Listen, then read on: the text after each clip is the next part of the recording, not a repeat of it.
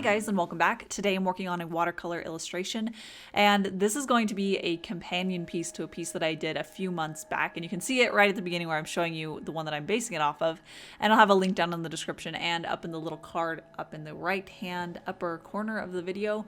You can see which one I'm talking about, but yeah, that one was one of my favorite pieces that I've done in a long time. I really loved working on the character and the design elements, and I know I've mentioned this before, but it's been a little while, but I absolutely love doing companion pieces. I love doing multiple pieces that belong in a series.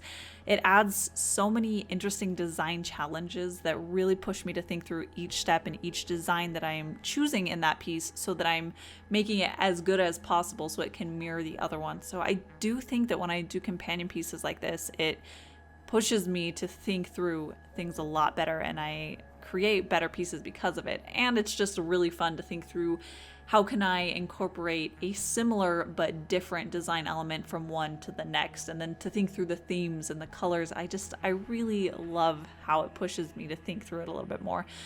But usually I do companion pieces at the same time because that means that I can get very similar line work and brush strokes, and the layering of how I do the colors, that can be very similar because I'm going from one to the next. And sometimes I'll even do one step on one piece and then that same step on the next piece.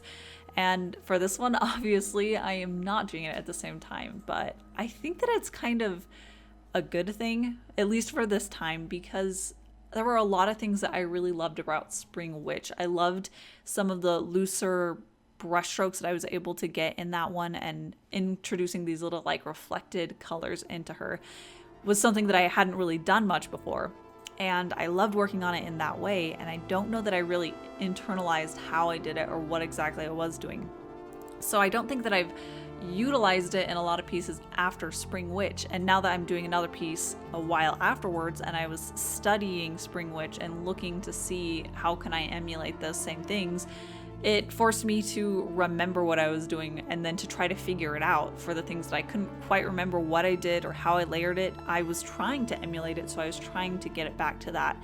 And that just allowed me to work through some of those things that I had forgotten that I wanted to continue and I wanted to study more. So it was really helpful actually to revisit a piece that I wanted to learn more from and I want to remember it. So that was really a good thing. But I also have been thinking a while about doing a companion piece for Spring Witch.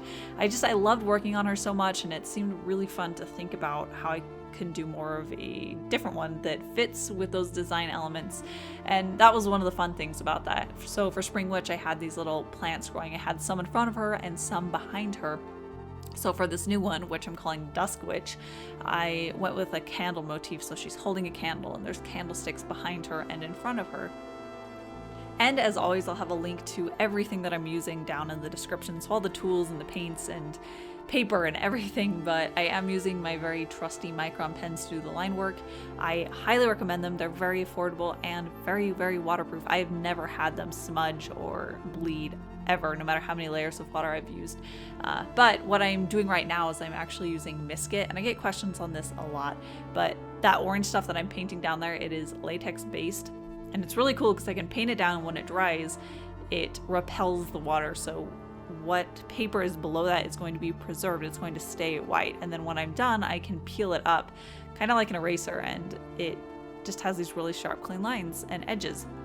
So I only use Misket when I'm painting usually a background and it has a very detailed edge and I'm going to paint over it multiple times. Those are kind of my criteria. So that's why I'm not using Misket on every single piece that I do, because most of them just aren't time effective for me to do that. For this one, since I have all these little detailed areas that I would have to carefully paint around for each paint wash that I do for the background, it would not be worth the time. So I can just do this one coat of the Misket, and it means that after that I can do lots and lots of layering and I don't have to worry about that. And it can actually kind of ruin some really smooth washes if I have to very carefully go in and carefully line work around the edges of the foreground and the background. So this helps it get a much smoother wash. Okay, so now I can talk a little bit about the thing that I struggled with in this piece. And the thing that I actually struggled with was my own mentality of it and my own thought processes. So I mentioned this kind of a lot actually, because it's something that reoccurs with the way that I work, but a lot of painters experience an quote unquote ugly painting stage with their pieces. And that's where you're not finished with it and you're kind of halfway point and it looks bad, or at least it looks bad to you because it's not where you think it's going to be, or you have these plans. I mean, I did color studies. I knew what the final result was going to look like, but I was in the middle of it where I was doing layer upon layer to build up to that final point. And in the middle of that, it felt like it was derailed. It was not looking correct, like I had made a mistake.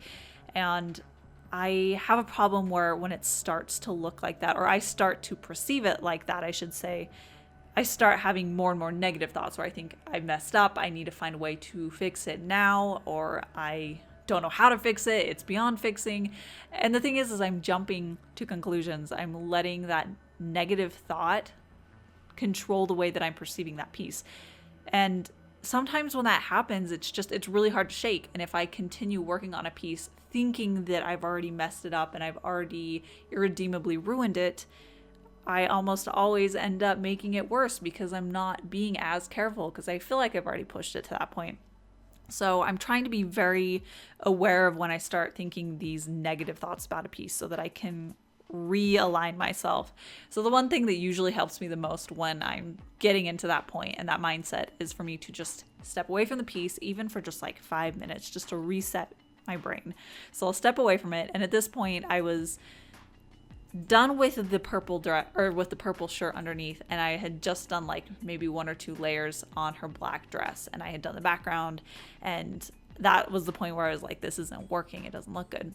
So I stepped away from it, and then I came back and I was like, okay, I need to make a little checklist. What are the things that I do think are working objectively, not things that I sort of remember this patchy part in it and it seemed like it wasn't working.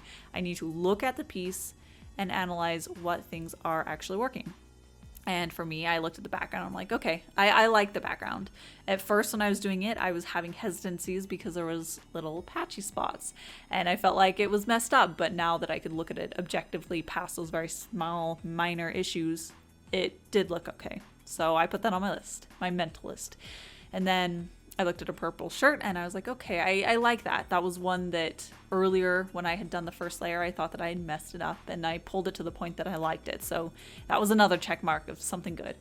And I just went through that. And then I thought, okay, what are the things that I feel like are not right, are not working? And are those things that are not finished yet? And the answer was yes, they were not finished yet. It was that black dress. So in my color comps, I had it much darker, of course, because that was the final goal. But since I was at a point where I was layering it, it wasn't there yet, so it felt wrong. And I could see some of these patch areas that were going to be covered up. So once I could analyze, okay, those are the points of my negative thought processes, my negative thinking, and they're not accurate. They're not finished. I know that I can finish it the way that I want it to. This isn't a point that I can't fix it. So once I thought through that really objectively, just looking at the piece, I was able to think more positively about it. Remember that this is a piece that can end well and it's not all downhill from here.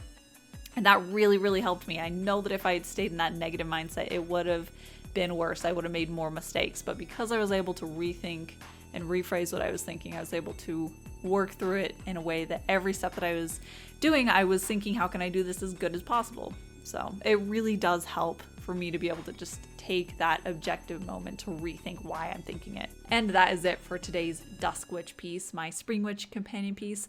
I think the Spring Witch will probably always be my favorite just because it's the original, it's the one that started it all, and I like her the most, but I will have the originals available as well as prints for both of these. If you'd like to own either of the Dusk Witch or Spring Witch, I've got them both for you. And I have a link down in the description as well as in the end card that'll happen in just a second that can take you to my art shop with everything that I've got. And I do post every Wednesdays and Saturdays. If you'd like to subscribe, you can to see all of the content that I put up here. But yeah, thank you so much for watching, and I'll see you guys at my next one.